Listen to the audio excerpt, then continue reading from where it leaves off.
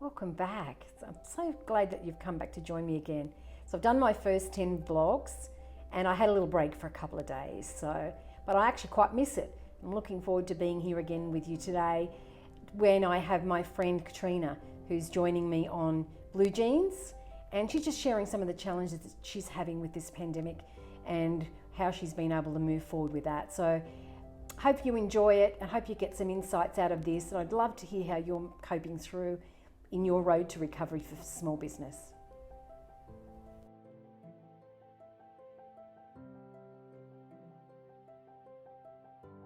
So welcome back. Thank you for joining me on my continuing vlog on my discovery for the road to recovery for small business. And we're going through a lot of challenges at the moment and we're not alone. Most small businesses are feeling some kind of pain. So very excited today to have my wonderful friend Katrina, who's in the healthcare industry, and she can introduce herself and her business and talk about some of the challenges she's been having and what she's been doing to pivot. So she's working through the restrictions that she has in place on her business and some of the other strategies she's using to increase her income. So without further ado, I'd just like to hand over to my friend Katrina. Welcome. Hi Narelle, good to see you. Yes, my business is Bowen Health Therapy, so I'm a Bowen Therapy practitioner and trainer here in Port Stephens. And yes, it has been a very interesting time. I last worked with clients on the 21st or 22nd of March, so I haven't proceeded from there at the moment. So it would be lovely if you could share a little bit about your business, how long you've been doing this, some of your background, maybe some of even the reasons why you got into this business in the first place. Well, I've been practicing as a Bowen practitioner now for 15, 16 years, and I got into Bowen therapy from teaching and administration after the death of two nephews 10 months apart. So it was a life-changing moment for me, and I really wanted to be able to help others find quality of life from their pain and discomfort. I couldn't ever help my nephews because of the types of illnesses they had, but maybe if I'd have known about Bowen before that, I could have at least helped improve their quality of life and dealing with the pain and discomfort they were going through. So that was the catalyst for me going into what I do now, and it's also what drives me towards staying in business and helping other people feel better, and also for others to learn Bowen and how they can help other people as well. And for a novice, someone that doesn't know you, how would you explain Bowen? It's a tricky one because people think whenever they go have any sort of body work, they immediately have this image in their head of no pain, no gain. Okay, so they're expecting to feel some discomfort. That's the total opposite with Bowen therapy. Bowen therapy, yes, is a hands-on body therapy. It is very gentle though. It's gentle, it's not invasive, and it's very effective. So you can work on people through loose, comfortable clothing, and they're there because they're in pain and discomfort. We don't want to cause them any more pain and discomfort. And the whole idea with Bowen is that the body will respond to any form of touch. So we do very precise moves over certain points in the body to help the body begin to relax. And then what we do is we begin to address the area of concern. So I imagine because of the close proximity that you are and you have people in your practice at home, that it's been quite challenging for you over the past six weeks or so. So tell me a little bit about that and what you've had to do or how you moved through that. Okay, so basically on the 22nd or 21st or 22nd of March, we were, as Bowen practitioners, not able to work. because of the whole social distancing thing and the precautions around infection control and all of those sorts of things. So I basically let all my clients know via a newsletter that I couldn't see them. And, you know, there's a bit of a challenge there too. They want to see me, but at the same time, they need to be protected as much as I need to be protected as well. So it was last week, at the end of last week, or beginning of last week, sorry, that we were given the okay to start working again. I have chosen not to at this point. Personally, I feel it's a bit too early. But at the same time, a lot of my clients are elderly and or immune compromised. And I still think that provides some lessons to be learned, and we need to just take things slowly. When we go back to work in this area, we also need to have a lot of precautions in place with regards to infection control as well. So have you been able to do anything with your training? Because you are a trainer in Bowen, and that's a significant part of your business. So have you been able to do anything with that? Okay, so I'm a trainer with Bowen Training Australia, who's a registered training organisation, and we decided, or the organisation decided, that we couldn't do the face-to-face component of our training and maintain the social distancing aspects and the infection control. So we put a hold on the face-to-face component, and so we've delayed that. There's still a decision as to when we'll be able to start that again. But what we're doing is encouraging our students to do their online units so they can get their anatomy and physiology completed and all of those sorts of things. And then they're not trying to, they're basically getting themselves ahead and still doing their learning. And when we come back, they'll be ready to go and complete the practical components. What about other assistance? Have you been able to take advantage of anything that's been available for small business? Yes, I currently have my accountant working on. She's going to see if I'm eligible for JobKeeper, which I think I am. I was silly enough to try and do that myself. Not a good idea. I couldn't even find the form to fill in. So JobKeeper, I was also recommended to do Job Seeker, and it just trying to navigate all of that. It was just, I don't know what the word is, but it was just making me quite anxious. So in the end, I just thought, I'll contact my accountant. I'll let them do it. They know what they're doing. I think that's probably good advice for small business, really. Because we know our business, but that's what our accountants are for, to look at that side of the business, especially now at this time. And we both share the same accountant, so I know that you'd be good advice. Well, she is very good, yes.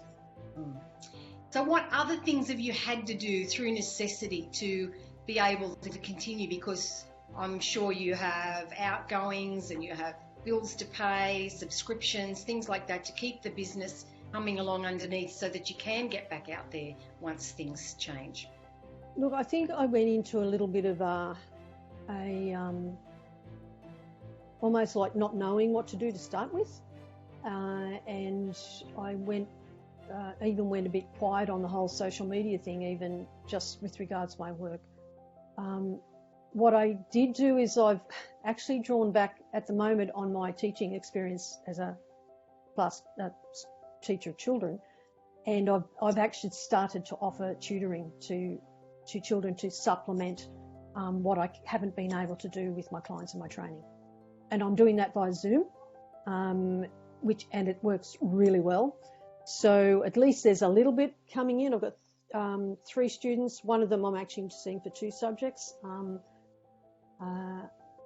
HSC subjects actually, and now up 2 more. So that just gives a little bit of a drip in there that enables me to get some income.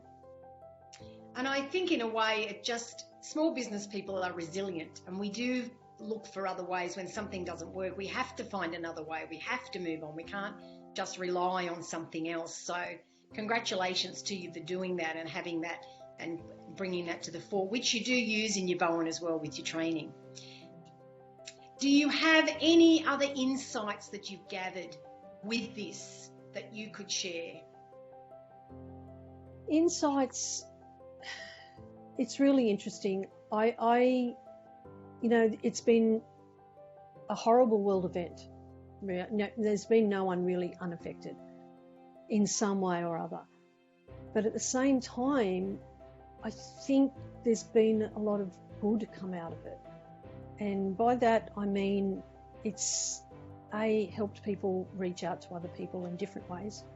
But it's also you're spending time more with the people that mean the most to you in the world. And those that you can't see, you're making probably an extra effort to actually maintain contact with.